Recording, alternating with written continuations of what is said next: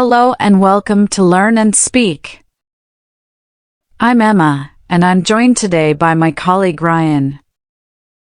Today, we're diving deep into the topic of effective communication in meetings.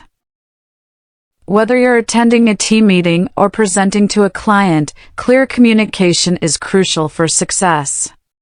Absolutely, Emma.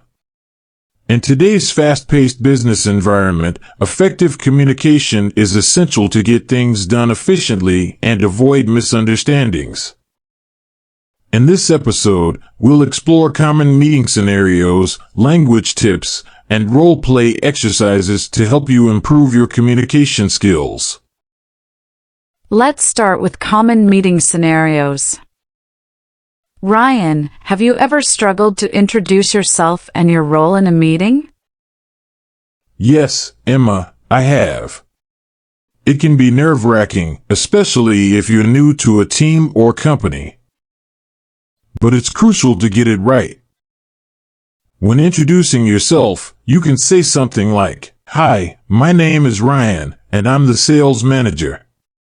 Or, "Hi, I'm Ryan, and I'll be leading the marketing efforts for this project." This way, you establish your role clearly and set the tone for your participation. Exactly. And what about clarifying tasks and responsibilities? Have you ever been in a meeting where you're not entirely sure what's expected of you? Yes, that's happened to me too. It's easy to avoid confusion by asking for clarification. You can simply say, "Just to confirm. Can you summarize the key objectives for this project, or can you clarify what tasks I'm responsible for?" This ensures everyone is on the same page and can proceed with confidence.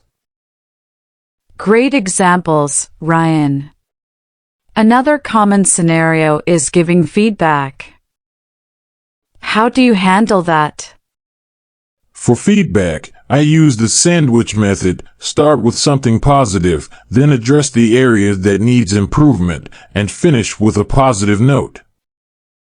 For example, your presentation was very thorough. One thing we could improve is the clarity of the data slides. Overall, great job on engaging the audience. This approach helps to keep the feedback constructive and encouraging. Those are excellent strategies. Let's talk about handling interruptions in meetings. How do you manage when someone interrupts you? That's a good point, Emma. Handling interruptions politely yet firmly is key. You could say, "I appreciate your enthusiasm, but could you let me finish my point first, or I'll get to that in a moment. But let me complete this thought first." This keeps the meeting on track without shutting down input. Fantastic advice, Ryan. Another tricky scenario is when the discussion goes off topic. How do you steer it back? Redirecting back to the agenda can be done smoothly by saying, "That's an interesting point, but let's table that for later and focus on our current topic." Or we can discuss that in detail in our next meeting. For now, let's return to the main agenda. It's all about maintaining focus. Now, let's move on to some language tips for effective communication in meetings. Ryan, can you share some tips on using clear and concise language? Sure, Emma. Using simple language is key. Avoid using jargon or technical terms that might confuse others. Instead, use plain language and be direct. For instance, instead of saying utilize, say use. And instead of facilitate, say help. This makes your message accessible to everyone. That's great advice, Ryan. And what about active listening and asking questions? How do you make sure you understand the discussion? active listening is crucial. I maintain eye contact, nod to show I'm engaged, and ask clarifying questions like, "Can you elaborate on that?" or "What do you mean by?" This not only shows you're paying attention, but also ensures you grasp the full context of the discussion. Excellent tips, Ryan. And finally, let's talk about nonverbal communication. How do you use body language and tone of voice to convey enthusiasm and engagement? Well, Emma, I use open and confident body language, uncrossing my arms, standing up straight, and facing the speaker.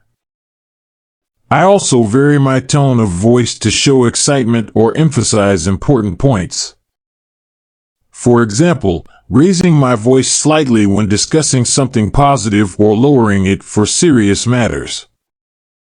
This helps convey your emotions and keeps the audience engaged. And don't forget about facial expressions. Smiling when appropriate and showing genuine interest with your expressions can make a big difference in how your message is received. Now, let's put these skills into practice with a role-play exercise. Ryan, let's simulate a meeting scenario. You'll be the team leader, and I'll be the marketing manager. We'll discuss a new project and practice effective communication techniques. Sounds great, Emma. Let's get started. Hi, Emma, thanks for joining the meeting. Can you start by summarizing the project objectives? Sure, Ryan. The main goal is to launch a new product within the next 6 months. We need to develop a marketing strategy and create a promotional campaign. Great, thank you for clarifying. What are the key challenges we're facing, and how do you propose we address them? Well, Ryan, one challenge is the tight deadline. To address that, I suggest we prioritize tasks and focus on the most critical aspects of the campaign. Additionally, we could streamline some processes to save time. Excellent idea, Emma. Can you walk me through the design concept for the promotional materials? Certainly. Our concept revolves around a modern, minimalist design to appeal to our target demographic. We'll use bold colors and simple graphics to convey our message clearly.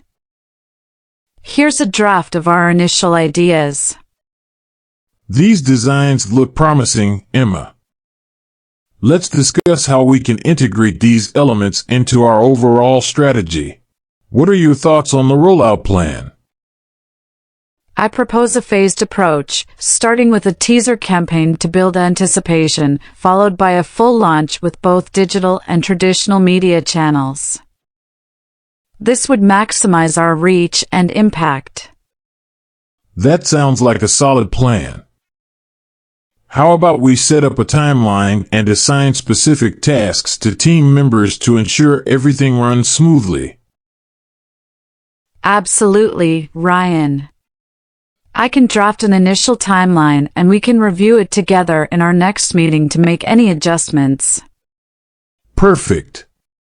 And if we encounter any roadblocks, let's make sure to communicate them immediately so we can address them promptly.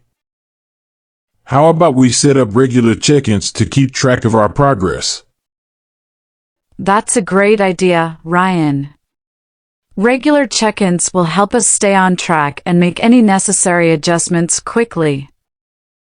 All right, let's schedule our next check-in for next week. In the meantime, if you have any questions or need further clarification, feel free to reach out. Thanks for listening, everyone. Effective communication in meetings is crucial for success. Remember to use clear language, practice active listening, and ask questions to ensure understanding. Don't forget to tune in next time for more English for Work tips and strategies. Thanks again, everyone. Keep practicing these techniques and you'll see improvements in your meeting communications.